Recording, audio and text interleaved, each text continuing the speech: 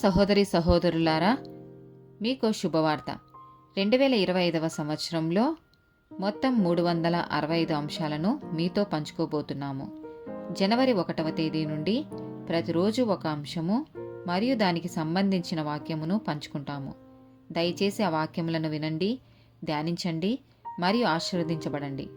దయచేసి సబ్స్క్రైబ్ చేయండి మరియు మీ స్నేహితులతో పంచుకోండి. ధన్యవాదాలు.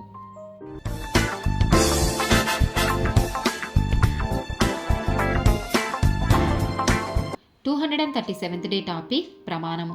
లేవియా కాండము 19వ అధ్యాయము 12వ వచనము.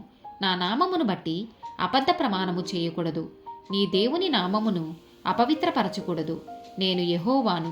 ద్వితీయోపదేశకాండము 23వ అధ్యాయము 21వ వచనము. నీవు నీ దేవుడైన యెహోవాకు మ్రొక్కుకొనిన తరువాత ఆ మ్రొక్కుబడిని చెల్లించుటకు తడవు చేయకూడదు. నీ దేవుడైన యెహోవా తప్పక నీ వలన దాని రాబట్టుకొనును, అది నీకు పాపమగును. మత్తయి సువార్త 5వ అధ్యాయము 33, 34, 37 వచనాలు. మరియు నీవు ఆ ప్రమాణము చేయక నీ ప్రమాణములను ప్రభువునకు చెల్లింపవలెనని పూర్వీకులతో చెప్పబడిన మాట మీరు విన్నారు కదా. నేను మీతో చెప్పునదేమనగా, ఎంత మాత్రము ఒట్టు పెట్టుకొనవద్దు. ఆకాశము తోడనవద్దు, అది దేవుని సింహాసనము. భూమి తోడనవద్దు, నీ మాట అవునంటే అవును, కాదంటే కాదు అని ఉండవలెను.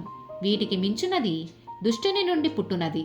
యాకోబు రాసిన పత్రిక 5వ అధ్యాయము 12వ వచనము.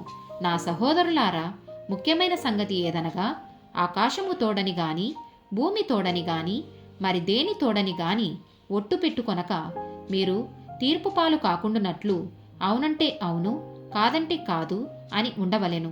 హెబ్రీలకు రాసిన పత్రిక 6వ అధ్యాయము 16, 17 వచనాలు. మనుషులు తమకంటే గొప్పవాని తోడు అని ప్రమాణము చేతురు. వారి ప్రతి వివాదాంశమును పరిష్కారం చేయునది ప్రమాణమే.